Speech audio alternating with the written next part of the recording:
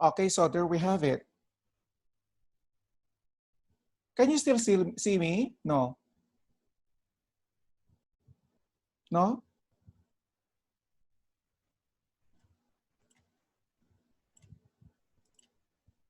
I just want to ask, can you still see me? Yes po. Yes, sir. Okay, what about my slide? Yes po.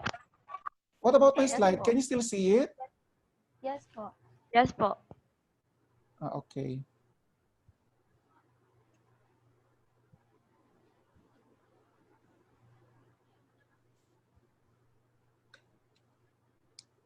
So it says in there, what is an assessment? As a teacher, it is important to assess or evaluate the performances of our students, right? It is not that you are just be there attending the class, prepared to whatever the topic you're supposed to discuss. Rather, at the end of your discussion or meeting, it is expected that there must be an assessment or evaluation to be conducted. Your objective in there is to determine or assess whether your students have learned something from whatever the topic that is discussed by you as a teacher. Is that clear? So I think this is not anymore new. We used to be, in the case of Micah, we used to be a student that in every meeting, right? In every meeting, you are being evaluated in any form of assessment by the teacher, right? And even Crisia and Elizabeth, I know that sometimes you need to review your notes. Why? It's because for a scheduled assessment. Is it right? Okay, let's continue. Now we have here a definition provided by these researchers, Yuba and Fried, that according to them, assessment is a systematic process of gathering, interpreting, and acting upon data related to student learning and experience for the purpose of developing a deep understanding of what students know, understand, and can do with their knowledge as a result of their educational experiences. The process culminates when assessment results are used to improve subsequent learning. And that is right, that a teacher must not just be discussing whatever the prepared topic. You must also determine whether your students have learned something from you or not. So in a way to know whether these students have learned something, you need to conduct an assessment or an evaluation. So that is just simply an example of this. Okay, let's continue. So we have here the key points. So it says in there that assessment is an ongoing process aimed at understanding and improving student learning. That is one. Another is also assessment is also a multiple methods. That is correct. Also, assessment is a criteria and standards. Yes, because you as a teacher should normally set, criteria or standards on how to evaluate or assess your students. Then assessment is also an evident, exactly, because this is the mostly practice of a teacher that you need to conduct a written assessment. So that's just an example of this. Next, assessment is also a students to know, can do, and understand. So in short, when we say assessment, it's all about just the collecting of data. Now take note, assessment is not just a one-time shot activity, right? This is composed of series of evaluations. That's why we have the grading periods, the different grading periods. In college, we normally have there the prelim, the midterm, and even the finals, right? Okay, moving on. So on the part of the teacher, why do you need to prepare an assessment? So basically, you need to follow these steps or processes or the sequences in preparing instructionally relevant assessment. One in there is the instruction. So, well, on the part of the teacher, it is really necessary to provide an instruction or directions on the part of the students to be able to understand if how do they probably answer this provided assessment. Is that clear? The next, your learning task. It specifies the particular set of learning tasks to be assessed. Definitely, you as a teacher must just provide a topic within the scope to what the students have learned. Did you get me? Okay. And the next is the assessment itself. This provides a procedure or design to measure a representative sample of the instructionally relevant learning tasks. Again, this is very, very important because you as a teacher may probably think if how would you then provide the assessment or the evaluation towards your students. As you all know, a lot of assessment types can be provided. So it depends on the teacher on what would be the appropriate test type that he or she needs to provide towards his or her students. And of course, the common in there, as I think you are experiencing until now, is the multiple choice. This is just an example of a test type, right? And then identification probably, or the true or false. These are just common. Next, so it says in here, what is the assessment process? One is your aims. This is just simply a diagram. What is your objective? Why do you need to provide an assessment? Well, the objective in there is what I just mentioned just a while back, that you need to evaluate whether your students have understood anything from this discussed topic or not. So that is your aim or your objective. So in order for you to determine whether your students have understood anything from this discussed topic, you must implement it. And that is in the form of action. Okay? The action itself is the so-called implementation. Then followed by the assessment. So in what form or in what type that you want to provide towards your students in which they need to answer. Then last in there would be the adjustment. This is very, very important, the adjustment part. Why? Because as we are expecting, students are composed of, or should I say in a heterogeneous group, that probably some of them are in advanced learning, some probably may not. So you as a teacher must know where to adjust, what to adjust in order that your students may all probably understand whatever this assessment that you has provided or that you have provided. Okay, so when we say adjustment, maybe it depicts or it talks about the level of difficulty. Okay, is it necessary that I just need to provide the basic or the simple exam, or a bit difficult, or the most difficult exam? So it's up to you, because you as a teacher may know better if how would you then compose or provide your assessment. Is it clear? Okay, next.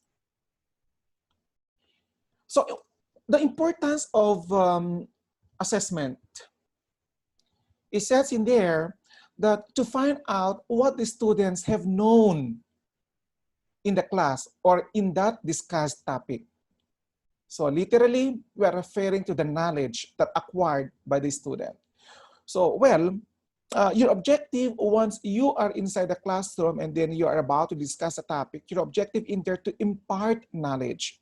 So any assurance that your students probably have understood anything from this discussed topic.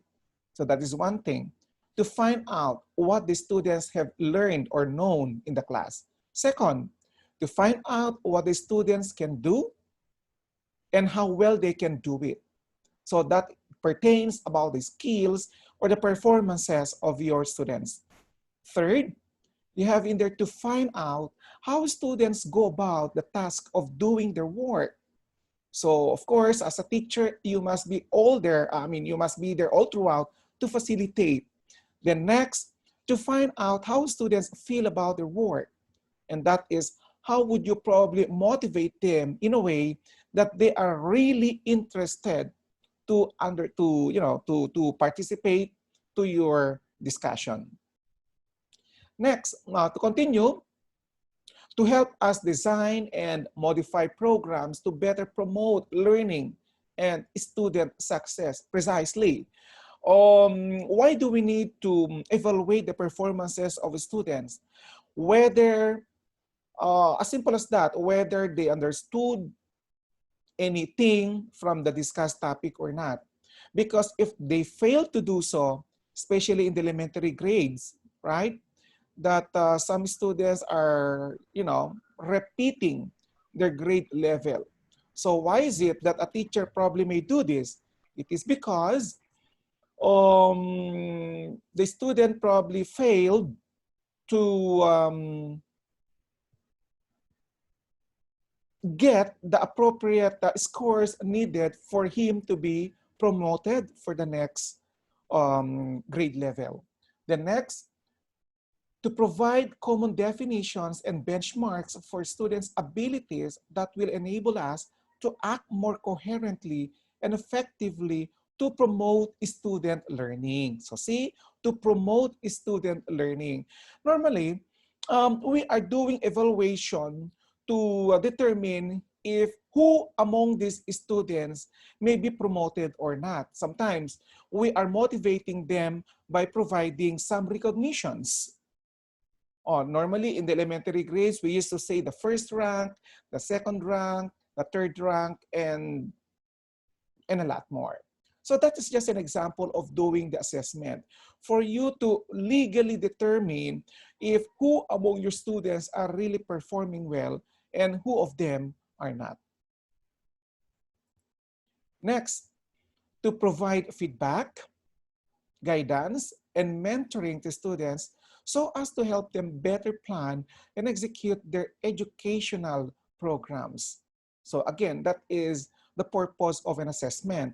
Another is to provide improved feedback about student learning to support faculty in their work. That is one thing. That's why, I don't know if you observed this as a practice of your teachers then, when you were probably still in your elementary grades or even high school, that if there are these students who are a bit academically challenged, when I say academically challenged, probably that these students are not doing better in the class or academically. So the teacher is spending some time to conduct, tutorial to these students. Why is it that the teacher is doing this? For these students to be able to be at par to the knowledge of these students, especially to those who are considered as advanced learners. Okay? Now, the functions of the assessment. So as what I just mentioned, that assessment is not just a one-time shot activity. When we say one-time shot activity, let's say you just had there one evaluation and that would be enough. Of course not. That you have in there the so-called diagnostic. When we say diagnostic, this would be the start of the assessment. Then also it says in there that tell us what the student needs to learn. And then followed by the formative. When we say formative, this is the progressive part of the student, whether this student is learning from your discussions or from the topics that you prepared or not. So when we say formative, it tells us how well the student is doing as work progresses. And the last in there is the summative. Summative is also considered as the exit test that tells us how well the student did at the end of a unit or a task. That's why you probably experience in there that in every term, you have there the so-called prelim exam. Then you also have in there the midterm exam. Then you also have in there the final exam. And sometimes you can even assess your performances. That from the prelim exam, you probably perform well for the midterm period. and then you excelled totally for the final period. So it's just an example of it. So this is all about the assessments, not the functions of assessments that we're talking about, that you have in there, the diagnostic, the formative, and the summative. Now next, what can be assessed? This is very, very important. What can be assessed? As we all know, that as you enter the classroom, you are being observed. I mean, your total package are being observed by your teacher. This is very, very important. That the assessment, it is not just basically be on the written exam, all about the essay, all about the thing that you need to submit. Rather, your total package. When we say total package, it also depicts about your behavior or your characteristics. Okay? That's why, I don't know if it was mentioned then, a part of the orientation, all about the class standing. Are you familiar to this, or are you aware of this? That class standing is also a part of the evaluation or assessment. So this is very, very important. So when we say class standing, this pertains about your characteristics or your behavior. Okay? So what can be assessed? We have in there the student learning characteristics,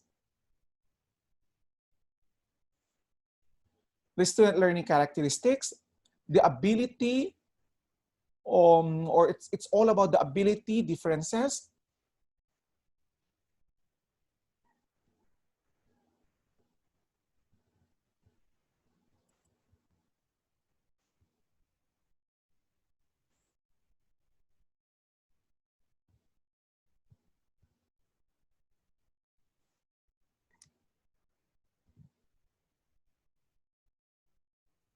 please wait.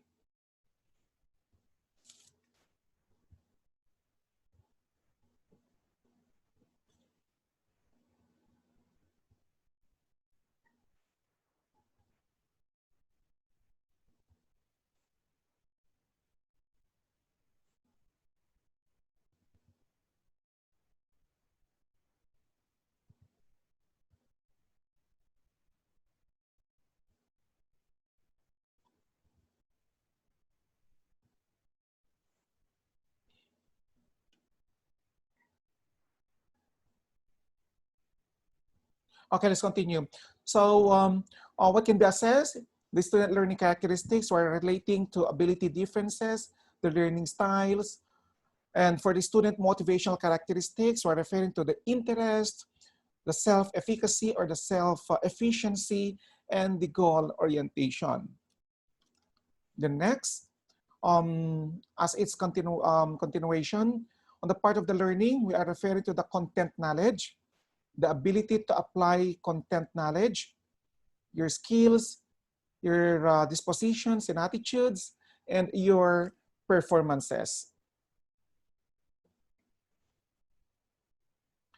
So how should we assess? I think this is not anymore new to everyone. How should we assess? These are probably the different, just be some of the different test types that a teacher may probably apply in conducting an assessment.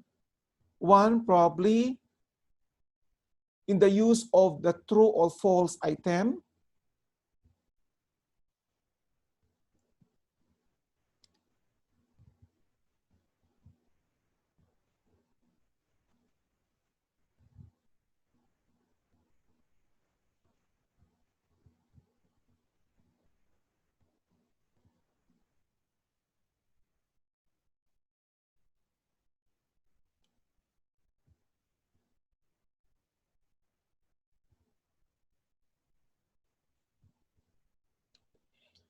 Okay, next in there is all about the use of the multiple choice, and I think this is common, especially in a formal assessment. And the next is completion. Next is the short answer. Short answer probably maybe sometimes conducted instantly in the class, maybe in the form of graded recitation. And then you also have in there the essay, the practical exam, the papers or reports, the projects, the questionnaires, the inventories, the checklist, the peer rating, then self-rating, the journal, the portfolio, observations, discussions, and interviews. Well, these are just some common test types that you encounter every time you take in there any form of assessment. Next, the criteria in choosing an assessment method. One is, of course, it should be reliable. This is very, very important. What makes it reliable? Well, as expected, that a teacher must always prepare an assessment in which it is all about the discussed topic. Not that you are just simply providing a topic, or sorry, you are just simply providing an assessment which is beyond to what is being discussed. Next is should be valid. The next, it should be simple to operate and should not be too costly. It should be seen by students and society in general, and it should benefit all these students. So who should be involved in the assessment? First, you have your teacher. Who prepares the assessment? Precisely the teacher. So the teacher is there spending time to provide the assessment just for you to be able to take probably for the next days. The next, the student, you as the students. The next, the student's peers, we're referring to the classmates. The next, the administrator, of course, the administrator or the officials of the school should always be updated about the schedule of the examination, and your parents precisely. Next, what should we do with information from our assessment? It says in here that use it to improve the focus of our teaching, and that is diagnosis. That is one thing. Yeah. Next is use it to focus student attention to strengthens or to attention of strengths and the weaknesses. That is one thing. Now, on the part of the teacher, do not just be simply checking whatever the result of the examination. Good enough if the result of the exam is really that good, but what if not? So you as a teacher should always consider the result of the examination, especially with these assessments in which few or a number of your students got not that good scores. So you as a teacher should really mind about the result in which these students had gotten low scores. Next is use it to improve program planning. So that is one thing. So probably that the students have found out that the composition of your assessment is really that difficult. So the next time, probably you need to prepare one which is a bit simple so that your students may really get better scores. The next is use it for reporting to parents, especially for the elementary, even high school, that they use to inform their parents about the result of their assessments. To the point even that the teacher is calling the parents to get the result of the grades. Next is the classroom assessment. So this is a typical practice. When we say classroom assessment, this is all about the paper and pencil assessments. So as students respond in writing to questions or problems, then maybe in the form of item level, then assessing lower versus the higher skills, then the knowledge versus the application, the analysis, the synthesis and evaluation, then the authentic tasks. Then examples of these are again common, like the use of the multiple choice, the true or false, the matching types, the short answer essay, and some other test types. Next, prepare and pencil assessment still. Well, somehow there is this so-called strengths and also its weaknesses. Can cover a lot of material reasonably well. It would be fair, effective in assessing declarative knowledge of content, and easier to construct and administer than performance assessments. Somehow, there is also the so-called weaknesses that this requires forethought and skill, precisely because on the part of the teacher of these students, you need to review a lot, then less effective in assessing procedural knowledge and creative thinking. Yeah, because your focus would just be on the content of the prepared assessment. The next is construction of good higher level recognition items is difficult. Yes, especially on the part of the teacher, because you need to prepare the assessment based on the level of understanding of your students. The next is recall items that do a good job of assessing higher level thinking. That is essay questions and are difficult to score. Well, again, this would be a problem on the part of the teacher, especially then if the composed assessment is more of such subjective type. One example in there is in the form of essay writing, that it is really difficult to provide a score, especially then if you do not have there any matrix on how to provide the scores. Next, performance assessments. So assessment that elicits and evaluates actual student performances. Then types of performances. We have in there the products like in the form of drawings, the science experiments, the term papers, the poems, solution to authentic problems. Then also on the part of the behavior, we have in there the time trial for running a mile, reciting a poem, acting tryouts, dancing. So we are referring to performance assessments. So with this, there are also its strengths and weaknesses. Now for its strengths, effective for assessing higher level thinking, authentic learning, effective for assessing skill and procedural learning, and interesting in motivating for students. Then what about its weaknesses? We have in there emphasized depth at the expense of breadth, then difficult to construct, time consuming to administer, and hard to score fairly. So how can we assess student learning? It says in here, still we have to apply the so-called traditional assessment. When we say traditional assessment, we need to assess the students' knowledge and skills in relative isolation from the real world context. So no matter what, still the formal way or manner in conducting an assessment, common there is the so-called multiple choice, still considered a traditional assessment. Next is traditional assessment practices reflect what students are able to recall from memory through various means, such as the multiple choice, as what I mentioned, the true or false, fill in the blank, and the matching questions. Then how can you assess student learning? Still, authentic assessment. This assesses students' ability to use what they have learned in tasks similar to those in the outside world. We also have in there occurs when the authenticity of student learning has been observed.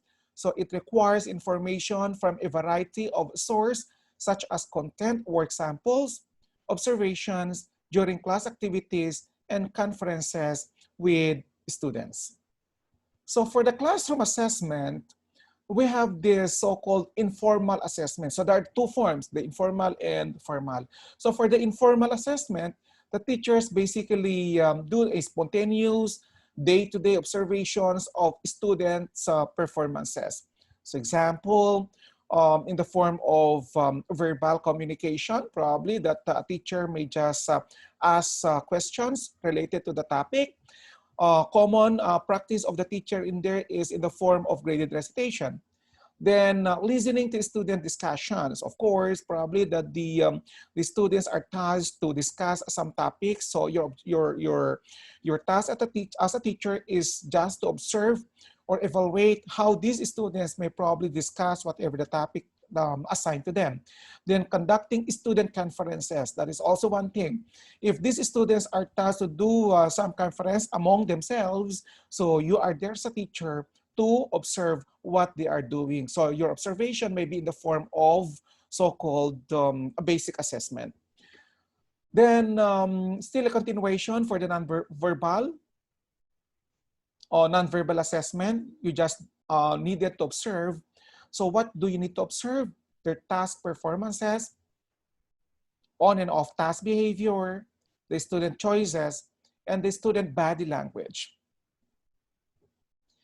Still a part of this informal assessment, there are also its strengths and weaknesses. So it says in there that facilitates responsive teaching, can be done during teaching, and easy to individualize. But for its weaknesses, this requires high level of teacher skill. So this is vulnerable to bias. That is one thing. So be careful about the practice of biases. Next is inequities. Inequities is something like unfairness. So be careful that you must be fair all the time. And then, of course, sometimes your mistakes in observing these students. So for the formal assessment, so that is one thing, no? Another form of assessment is formal assessment. Assessment that is planned in advance and used to assess a predetermined content and or skill domain. So what would be the strengths? It allows the teacher to evaluate all students systematically on the important skills and concepts. The another is it helps teachers determine how well students are progressing over the entire year. And the last one is provides useful information to parents and administrators. So when we say formal assessment, this is the common written assessment that we use to experience in the class. One in there is once the teacher is announcing for a scheduled major exam period, either be the prelim, the midterm, or even the final examination, or probably the announcing of